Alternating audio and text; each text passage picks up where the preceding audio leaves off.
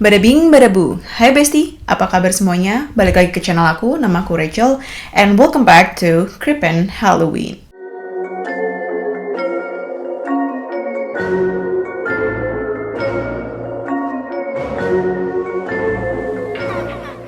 Kisah Halloween kali ini aku mau ngebahas tentang kematian seorang gadis yang digadang-gadangkan ada kaitannya sama Zodiac Killer. Dan kalian pasti sekarang lagi tahu kalau misalnya Zodiac Killer lagi naik ya namanya karena diduga udah ketahuan, udah diidentifikasi siapa sih si Zodiac Killer ini. Menurut kelompok yang bernama The Sleuth, yang mana isinya tuh mantan polisi, terus mantan investigator, mantan penyelidik, dan mantan jurnalis, Zodiac Killer adalah seorang pria yang bernama Gary Post, yang mana dia udah meninggal tahun 2018 lalu. Dan beberapa bukti yang mengarahkan siapa itu Gary Post ada kaitannya sama kasus yang kita mau bahas hari ini. Kasus yang mau kita bahas hari ini tuh diduga adalah korban pertama dari The Zodiac Killer. Dan kenapa kasus ini masuk ke cerita Halloween? Karena dia meninggal sehari sebelum Halloween. Jadi sebelum kita mulai ke cerita hari ini, seperti biasa, jangan lupa untuk like dan subscribe dulu video ini. Dan jangan lupa juga kalian untuk nyalain lonceng di bawah, supaya kalian gak ketinggalan sama updatean terbaru aku.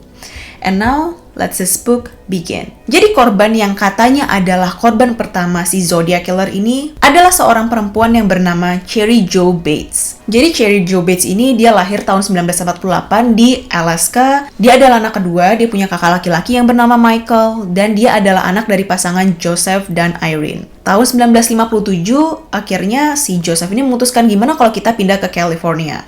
Mereka semua pindahlah ke California, tepatnya di Riverside, dan Joseph di sana bekerja sebagai seorang masinis. Cheri Jo dia masuk sekolah di SMA Ramona, dan di sana dia itu berprestasi banget. Gak cuma dia nilainya bagus, selalu dapat nilai A dan jadi honor student, tapi dia juga aktif ya di bagian ekstrakurikuler. Dia adalah salah satu orang anggota cheerleader dan dia juga adalah seorang anggota dari student body president. Jadi kayak semacam OSIS. Selain pendidikannya juga sukses, dia orangnya sayang sama teman-temannya, dia baik, dia ramah senyum, selalu care sama teman-temannya dan orang di sekitarnya. Jadi nggak heran kalau dia populer dan semua orang mau jadi temannya dia. Cuman sayangnya kehidupan di rumahnya tuh nggak sebaik kehidupan dia di sekolah karena orang tuanya bercerai. Jadi Irene sama Joseph bercerai tahun 1957 dan Cheri Jo ini dia tinggal sama ayahnya Joseph. Sementara Michael dia tinggal sama ibunya. Selama di SMA ini, Cheri Jo dia punya pacar yang bernama Dennis, yang mana dia akan masih pacaran sampai nanti dia meninggal nanti. Setelah Cheri Jo ini lulus dari SMA, dia keterima di kampus Riverside City College atau yang biasa disebut RCC.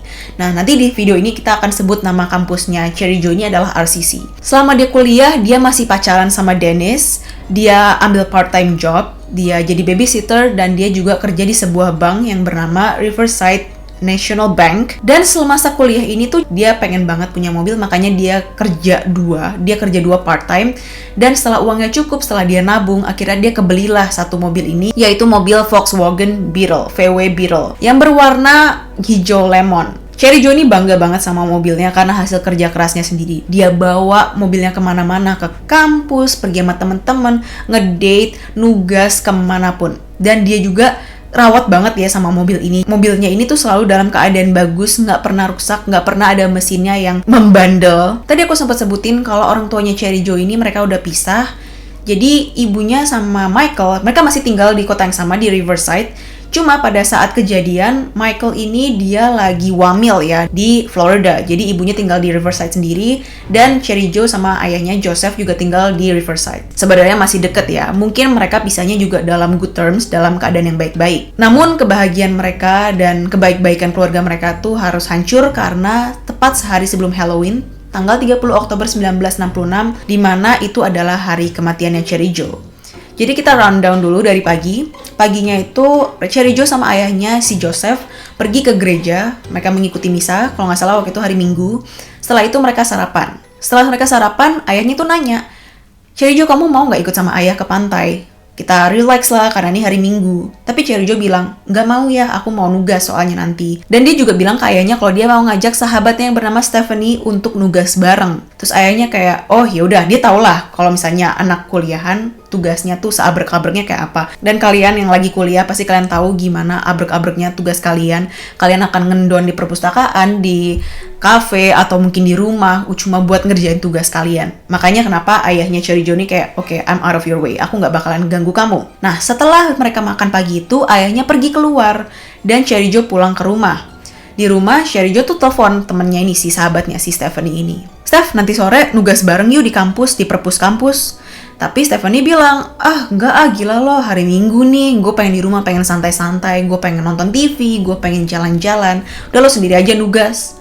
Akhirnya Cherry Jo kayak, oke, dia pergi sendiri, dan jam 4:30 sore, atau jam 5 sorean gitu, dia pergi dari rumahnya untuk ke perpus kampus, perpus RCC, untuk ngerjain tugasnya. Tapi sebelum dia pergi, dia ninggalin catatan kecil di kulkas untuk ngasih tahu ke ayahnya kalau, ya aku pergi ya ke kampus, aku mau nugas. Akhirnya Cherry Jo pergi, dan kebetulan tugas yang dia bikinin adalah sebuah makalah, dimana kalau sebuah makalah tuh kalian perlu bibliografi. Di tengah-tengah jalan dia ingat, bibliografi aku ada di aku nggak ya? Aku bawa nggak ya? Dia ubek-ubek lah tasnya dia dan dia nggak nemu catatan bibliografinya sama sekali. Akhirnya dia melipir ke pinggir jalan ke telepon umum dan dia telepon teman kantornya, teman kerjanya di bank. Kebetulan temannya hari itu lagi kerja dan dia tanya, catatan bibliografi aku ketinggalan nggak di bank? Dan temannya bantuin cari-cari kan. Oh nggak ada nih. Aduh, oh my god. Oke deh, thank you ya. Cherry Jo udah kesel banget lah. Berarti dia nggak cuma harus ngerjain makalahnya, dia juga harus ngulang catatan bibliografinya. Akhirnya dia ngebut, dia pergilah ke kampusnya. Dia pergi ke perpusnya untuk nugas. Gak lama kemudian ayahnya Cherry Jo dia pulang. Dia lihat note di kulkas, dia lihat catatan dari Cherry Jo kalau dia pergi untuk nugas. Dan dia kayak, oke, Cherry Jo pergi untuk nugas, pasti dia makan di luar. Akhirnya ayahnya pergi lagi keluar untuk cari makan. Nah, balik lagi nih ke Cherry Jo, di mana dia udah sampai ke kampus, udah sampai di perpusnya. Dan dia nugas sampai, kalau nggak salah, jam 9 malam, di mana itu adalah jam tutup kampus, jam tutup perpusnya. Karena dia belum selesai, akhirnya dia check out beberapa buku, dia pinjam beberapa buku dari kampus untuk dibawa pulang. Masalahnya, Cherry Jo tuh nggak tahu, di luar kampus ada seorang pria yang lagi nungguin Cherry Jo. Dia ngeliatin mobilnya Cherry Jo dari jauh, dari semak-semak. Bahkan ada salah satu orang yang ngelewatin pria ini, yang mana orang itu akan jadi saksi mata kalau dia ngeliat si pria yang mandangin mobilnya Cherry Jo ini. Bahkan mereka sempat kayak sopan-sopanan, tau gak sih, kayak gini, kalau misalnya kalian lewat orang terus kalian kayak monggo, kayak gitu. Mereka sempat kayak gitu, bertukar sapa. Dan di sini menurut aku kok creepy banget ya. Menurut aku kalau aku memposisikan jadi orang tersebut, kayak aku sopan-sopanan, aku bertegur sapa sama orang yang ternyata dia akan mencelakakan orang lain. Orang itu akan membunuh orang lain. Akhirnya setelah Cherry Jo ini check out buku, dia keluar, dia masuk ke mobilnya, dia taruh buku-buku perpus tadi di kursi depan, di jok sampingnya dia, dan Cherry Jo mau pulang. Tapi masalahnya Cherry Jo nggak pernah pulang ke rumahnya. Sementara di rumahnya udah tengah malam, ayahnya pulang nih, Joseph pulang ke rumah, dan dia ngeliat kok Cherry Jo belum pulang. Tapi ayahnya nggak mikir buruk ya, karena yang di otaknya adalah Cherry Jo pergi sama Stephanie. Mungkin dia nginep di rumahnya Stephanie, mungkin udah kemalaman, akhirnya dia nginep. Akhirnya ayahnya tidur. Cuma namanya orang tua, kalau anak belum pulang kan pasti khawatir ya. Jadi jam 5 subuh gitu ayahnya bangun, bingungan gitu, akhirnya dia telepon lah Stephanie sekitar jam 5.43, jam 6:04. Terus Stephanie bilang, Om, aku nggak ikutan pergi nugas sama Cherry Jo, dia pergi sendiri, aku di rumah. Langsung dong ketar-ketir bapaknya, oh my god, anakku pergi sendiri dan dia nggak pulang ke rumah, dia kemana? Langsunglah Joseph ini lapor polisi, terus polisi pun langsung gercep. Polisi datang ke kediamannya Joseph, mereka juga melakukan pencarian. Sementara itu, nggak jauh dari lapangan parkir perpustakaan RCC, seorang penjaga kebun menemukan jasadnya Cherry Jo. Dia lapor sama pengurus perpus, mereka telepon polisi, dan polisi langsung identifikasi karena kebetulan di tasnya si Cherry Jo ini ada KTP-nya ya. Dia langsung hubungin lah tuh bapaknya Cherry Jo. Aku udah nggak bisa bayangin lagi gimana rasanya jadi Joseph, karena dia sendiri pun udah panik. Kok Cherry Jo nggak pulang? Dan akhirnya dia dapat kabar kalau Cherry Jo udah meninggal kayak gitu. Apalagi kondisi Cherry Jo tuh parah banget, dimana lehernya digorok, terus dia juga banyak luka tusukan di dada, di perut, dan di pundaknya. Dan yang parahnya lagi ya, ini Cherry Joe udah dalam keadaan yang mengenaskan. Tim medis tuh memeriksa dan mereka bilang kalau kepalanya Cherry Joe juga diinjek. Jadi nggak cukup gitu loh. Kayaknya orang yang melakukan ini semua tuh marah banget sama Cherry Joe, dendam banget sampai dia gimana caranya Cherry Joe tuh bener-bener menderita selama dia meregang nyawa. Polisi-polisi juga nemuin buku-buku perpustakaan yang dipinjam sama Cherry Joe ada di pintu depan. Mereka bingung, oke, kok keadaannya aneh banget nih? Karena mobilnya Cherry Joe itu diparkir beberapa puluh meter dari jasadnya. Di samping jasadnya Cherry Joe tuh ada tasnya dia. Tapi buku-buku perpus ditinggalin di mobil. Dan kunci mobil itu masih nempel di ignitionnya, di ignition mobil. Kok bisa gitu loh? Apakah Cherry Joe keluar dulu, dipanggil orang, kok dia bisa matinya di luar mobilnya? Apakah mungkin dia diseret paksa? Kita nggak tahu. Polisi juga menemukan beberapa sidik jari dan sidik tangan yang berminyak di mobilnya si Cherry Joe. Dan dia menemukan kalau mobilnya juga dibuka jendelanya tapi cuma setengah. Dan yang lebih bikin khawatir adalah mereka menemukan kalau mobilnya si Cherry Joe ini tuh udah disabotase. Jadi di bawah kap mobilnya itu kabel-kabelnya tuh banyak yang diputus, terutama kabel untuk nyetater mobil tersebut. Dan ini adalah sesuatu yang mengherankan buat ayahnya Cherry Joe, karena Cherry Joe seperti yang kita bilang sebelumnya, dia tuh sayang banget sama mobilnya. Dia ngerawat banget mobilnya. Gak mungkin dia biarin mobilnya itu rusak atau sesuatu yang buruk terjadi sama mobilnya. Dan kalau sampai mobil ini nggak bisa di-starter, ada sesuatu yang aneh, itu bukan kesalahannya Cherry Joe. Selain itu, polisi juga menemukan DNA di kuku-kukunya Cherry Joe. Selain itu, mereka juga menemukan jam tangan merek Timex, di mana jam tangan tersebut tuh ada di dekat jasadnya Mary Jo. Jam tangan itu juga patah, bukan patah ya, kayak pergelangannya itu di bagian strapnya itu rusak. Dan di jam tangan tersebut tuh ada kayak cipratan cat gitu. Selain itu ditemukan juga jejak-jejak sepatu boots yang berukuran 8-10 inci di sekitar jasadnya Cherry Joe. Akhirnya tanpa babi bu, polisi melakukan investigasi. Mereka investigasi 75 orang, di mana beberapa di antaranya adalah murid RCC. Dan 2 dari 75 orang yang diinterview tersebut, mereka bilang kalau di malam si Cherry Joe ini dibunuh, mereka mendengar suara teriakan yang mengerikan dari seorang perempuan. Tapi mereka nggak tahu itu siapa. Tapi mereka tahu itu asalnya dari lapangan parkir RCC. Lapangan parkir perpustakaan RCC. Akhirnya dari bukti-bukti dari mobilnya Cherry Joe dan penampakan situasi TKP, mereka lihat dari jendela yang dibuka setengah, terus mobil yang disabotase. Polisi ini tuh punya teori kalau jangan-jangan pembunuhnya Cherry Joe ini udah menyabotase mobil duluan. Terus dia ngumpet. Terus abis itu Cherry Joe masukkan ke dalam mobil karena dia mau pulang. Dia coba starter, mobilnya nggak mau jalan. Kemungkinan besar si pembunuhnya Cherry Joe ini datang nyamperin Cherry Joe. Dia ketuk jendelanya, sama Cherry Joe dibuka setengah. Ditanya lah sama pembunuhnya, kenapa mobil kamu nggak bisa jalan ya? Terus mungkin Cherry Joe, iya nih, kok nggak bisa di starter, bla bla bla. Akhirnya si pembunuh ini, dia menawarkan jasanya untuk ngelihat mesin di balik kap mobil. Dan Cherry Joe akhirnya mengiyakan. Sama si pembunuh itu dibuka kap mobilnya, dilihat mesinnya, bla bla bla. Dan kemungkinan besar si pembunuhnya ini ngomong sesuatu, oh ada masalah nih sama mesin kamu, yang menarik perhatian si Cherry Joe sampai akhirnya dia keluar dari mobil dengan sukarela. Karena pas polisi cek di handle pintu mobil tuh nggak ada bukaan paksa ya, kayak nggak dicongkel, nggak ada bekas buka paksa. Terlebih sidik jari berminyak ini tuh nggak ditemukan di handle pintu, cuma di beberapa tempat di mobilnya Cherry Joe. Dan setelah dia keluar, disitulah dia diserang sama si pembunuhnya. Cherry Joe dia adalah seorang perempuan atletis ya, karena dia dulu pernah cheerleading kan.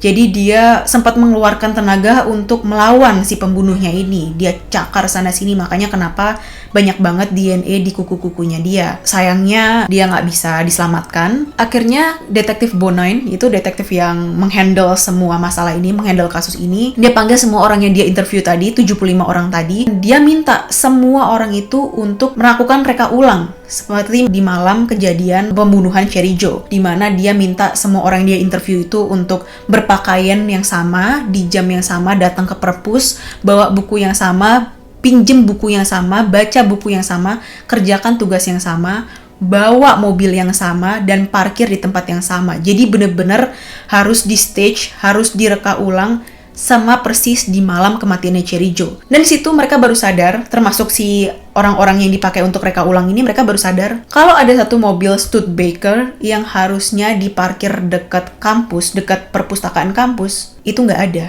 Dan sayangnya lagi, polisi tidak melacak mobil tersebut. Dia nggak follow up siapa pemilik mobil tersebut, apakah dia ada di kampus, apakah dia ada di perpustakaan pada hari kematiannya Cherry Joe, apakah dia kenal Cherry Joe, mungkin dia ada andil dalam kejadian ini, dan lain-lain. Dan 1 bulan setelah kematiannya Cherry Joe, tiba-tiba ada 2 surat dialamatkan ke kepolisian Riverside dan koran yang bernama The Press Enterprise. Di sini aku akan sebut nama koran tersebut adalah The Press. Nah, surat itu isinya adalah pengakuan dari orang yang katanya adalah pembunuhnya Cherry Joe. Dimana di situ dia cerita dia ngapain aja ke Cherry Joe, dan alasan dia melakukan hal tersebut adalah karena selama ini dia diabaikan, dikacangin sama Cherry Joe. Dan Cherry Joe tuh nyuekin dia, dan akhirnya dia kesel dan dendam. Si pembunuhnya ini tuh juga menjelaskan conversationnya dia, percakapan dia sama Cherry Joe. Dia dengan terang-terangan bilang ke Cherry Joe, "It's about time, udah waktunya nih."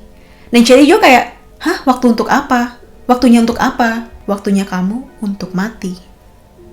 Dan yang lebih meyakinkannya lagi adalah banyak banget fakta-fakta dari pembunuhannya Cherry Joe yang belum dirilis ke media, tapi si pembunuh ini tuh tahu. Polisi makin yakin dong, oh ini pasti nih pembunuhnya. Tapi siapa nih orang ini? Orang ini siapa? Tapi bagusnya The Press ini adalah mereka nggak mau berhenti untuk nyebarin kasusnya Cherry Joe, bahkan sampai April tahun depan ya, tepatnya tanggal 30 April 1967. Dan hal tersebut nge-trigger si pembunuhnya Cherry Joe ini, karena besoknya, tanggal 1 Mei 1967, pembunuhnya ini tuh ngirim surat lagi. Dan parahnya adalah dia kirim surat ke The Press Enterprise, si koran ini, dan ke ayahnya Cherry Joe. Di surat tersebut, dia menyatakan kalau Cherry Joe Bates, harus mati. Dan yang menarik di sini maksud aku adalah creepy ya.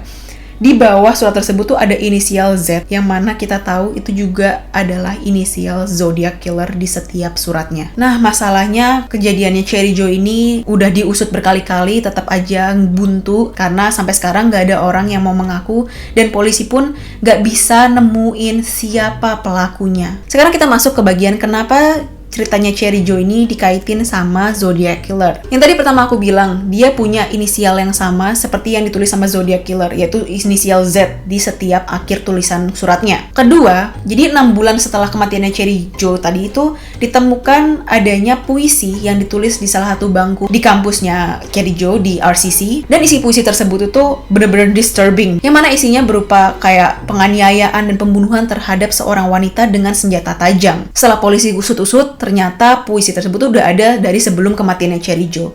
Masalahnya, tulisan di bangku tersebut, di puisi tersebut itu cocok dengan tulisan di surat-surat yang ditulis untuk ayahnya Cherry Joe, untuk The Press Enterprise, dan untuk kepolisian Riverside. Mungkin puisi itu ditulis sama pembunuhnya Cherry Joe, kita mana tahu. Di samping itu, cara pembunuhan Cherry Joe tuh mirip dengan pembunuhan yang dilakukan Zodiac Killer di Danau Berryessa di tahun 1969. Di mana dia lagi aktif-aktifnya membunuh orang. Dan hal ini tuh diselidiki sama seorang jurnalis yang bernama Paul Avery. Jadi Paul ini tuh dia kepo banget lah. Siapa sih Zodiac Killer ini? Dia kulik-kulik masalahnya tentang si Zodiac Killer ini dari A sampai Z. Dia ngikutin dari berita pertama kalinya Zodiac Killer, pembunuhannya segala macem.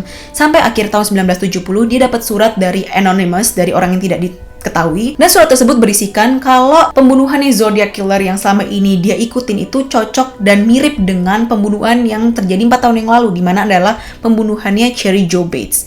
Maka dari itu si Paul Avery ini dia kepo, dia datengin lah sumbernya, dia digging, dia coba cari tahu siapa si Cherry Joe ini, dan dia berusaha untuk investigasi. Jadi dia datanglah ke kepolisian Riverside, dia coba ngecek surat yang dikirim sama pembunuhnya Cherry Joe ini. Dia bahkan minta tolong sama seorang ahli tulis tangan untuk ngecocokin sama surat yang dibikin sama si Zodiac Killer. Dan kedua surat itu juga cocok sama tulisan tangan yang tadi aku sebutin tadi, yaitu puisi di RCC tadi. Hasil penyelidikan ini akhirnya serem banget dong, press jadi pada tahu, oh my god, jangan-jangan ini adalah pembunuh yang sama. Dan gak lama kemudian si Zodiac ini dia kirim lagi surat dan menyatakan kalau aku harus ngasih kredit, aku harus ngasih pengakuan ke polisi, mereka hebat bisa nemuin yang di Riverside.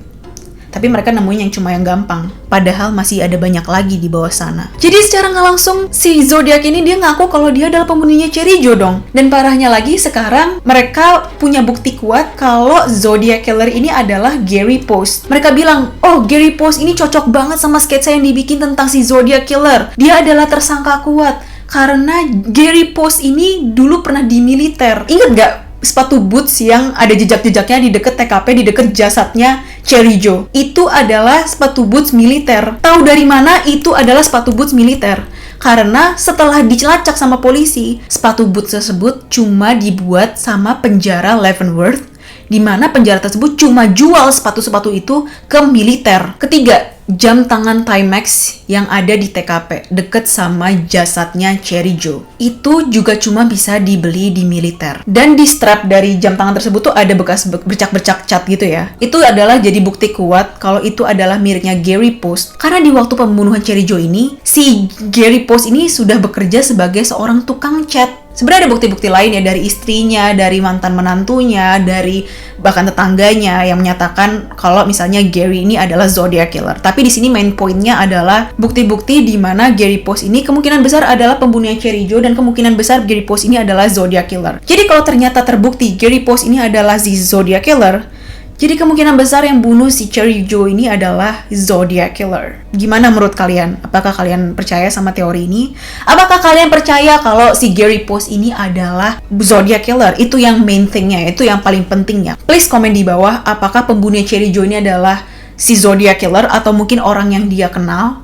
Dan mungkinkah si Gary Post ini adalah Zodiac Killer? Apakah benar kita sudah menemukan siapa identitas asli si Zodiac Killer ini? Oke, gitu aja untuk hari ini. Semoga kalian suka. Jangan lupa untuk like dan subscribe. Dan jangan lupa juga untuk follow aku di Instagram @monicarajalele. And I'll see you in my next video. Bye!